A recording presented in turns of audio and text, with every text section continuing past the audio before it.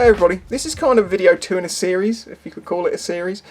In the first one we took this engine head, well barrel, and we were testing a theory which was to do with an old video which was a joke, where basically, watch the old video, it's links in the description, you'll need to watch it to fully understand this video, but basically it's to answer the question of will an engine crack if you get it wet when it's hot. And we took this to an extreme by putting this in a fire and then quenching it in water. Now this is from an air-cooled engine, so it's got quite a lot of mass to it, but it is deeply cut obviously to increase the surface area so the heat can get away, but it's a sizable chunk of metal. This is aluminium on the outside and this is a steel sleeve on the inside. Oh, for the people who are wondering, hang on, I thought you were turning that into a clock. I'm a metal artist, I turn things into things. I haven't done it yet because I can't actually find an insert clock that fits this. I'm working on it, it may or may not happen. But the reason I'm doing this video today is because obviously, as I say, that's got a lot of mass to it. But what about a water-cooled engine? This is a barrel from a BMW 650, it's a Rotax engine. I believe this to be aluminium entirely. Whoa! Powerful magnets, you really have to be careful when you're moving them past things. Oh my god. Oh. Okay, I'll be more careful in future. As you can tell, this is quite a powerful magnet. Nothing. It is kind of holding a bit there, you can see, but that's because these bolts are steel. Studs, sorry. But the actual casting, is not. It is aluminium entirely, so I'm guessing this is an aluminium barrel which has been chrome lined. That's a steel insert. I will just double check that this is actually aluminium and not magnesium. There are two ways of doing that. The simplest one will be, should we do the acid test or should we do the fire test? Let's do the acid test. Okay, so I've cleaned this area up here and this area here with a wire wheel to get down to bare metal. I want to make sure this is aluminium and this isn't magnesium. One of the ways you can do that is an acid test. I'm just using some white vinegar. This will do the job. Basically, if it starts to bubble, you'll know that it's magnesium. If it doesn't, it's most likely aluminium.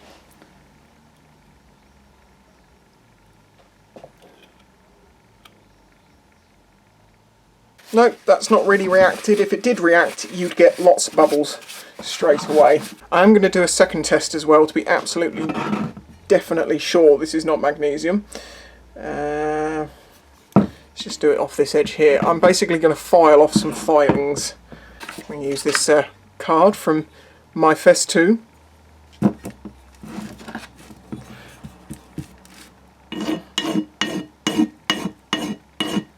Okay, so we have a little bit of powder there. If this is magnesium, to a flame, this should actually catch fire. Or at least it will, you've probably done this in school, it will glow white and burn. If it's aluminium, it won't.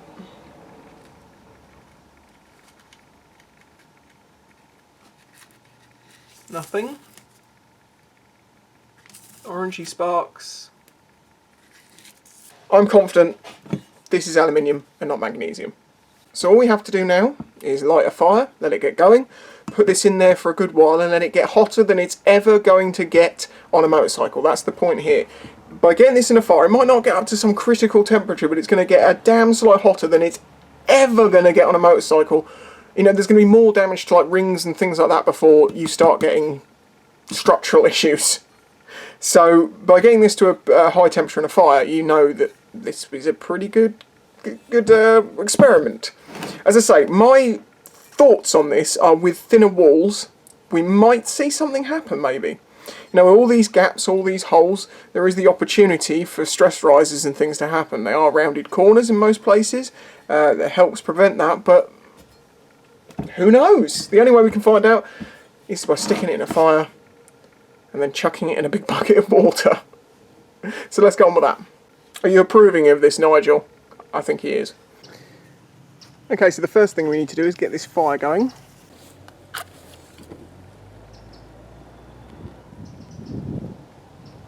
I'm going to let that catch a bit and then we'll be chucking it in. Okay, we're looking alright, so we're going to stick this in.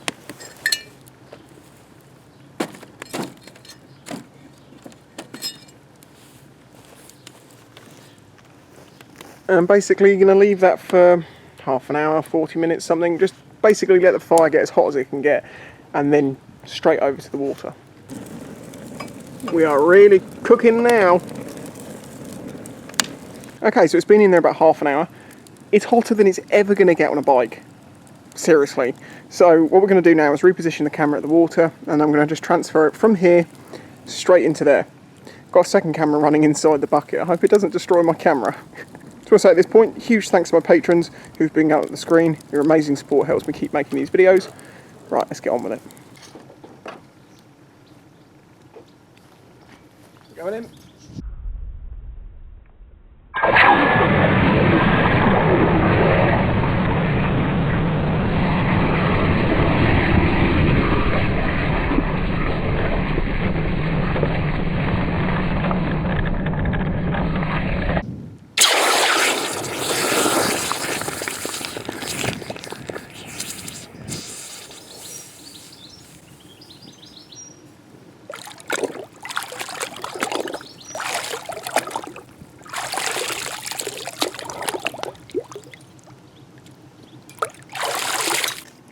I think we might have got it too hot. Just going to rinse it off. We'll have a closer look in the garage in a minute.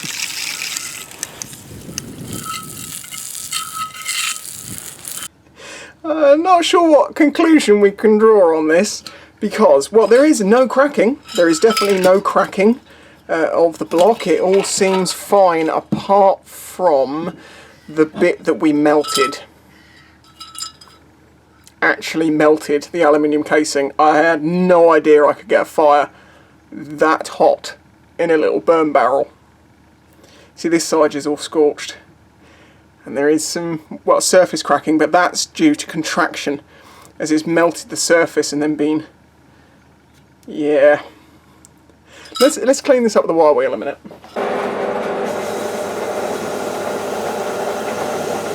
Okay, so you can see that the cracking goes away, it's just on the very surface. As I say, it's not going to happen, okay? You can ride bikes like this straight into a river, it's going to be fine. You're never going to get into the temperature that it's going to do something like that. But also it proves the point that aluminium is very ductile, it's very movable, it won't crack, it's not prone to it. The thing that people are thinking about is old cast iron engines, because cast iron, for as strong as it is, it's very brittle, and that's the reason it can crack if you heat it and then cool it really quickly. You can kind of think about it similarly, like hardened steel and mild steel. If you got some properly hard steel and you gave it a good hit, like an armour plate, for instance, you'll notice when they break, they crack, because they're all hard and they're brittle. If it was made of a softer, mild steel, well, it wouldn't stop the bullets. It might, depending on the thickness, but it will bend a lot more, because it's more ductile, it's more pliable. You know, so aluminium can expand and contract and come backwards and forwards, and it's not going to crack because it's ductile. So again, I don't know what conclusion we can draw on this, other than I can make a really hot little fire.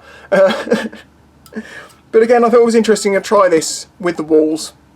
I kind of knew what was going to happen, but I thought I'd do it anyway. Anyway, thanks for watching. As I say, huge support to my patrons, and I'll catch you all next time. Oh, subscribe, and check out the links in the description to the things that I make and do. Bye-bye. If you enjoyed this video and the other content on the channel, please consider following the links in the description to show your support.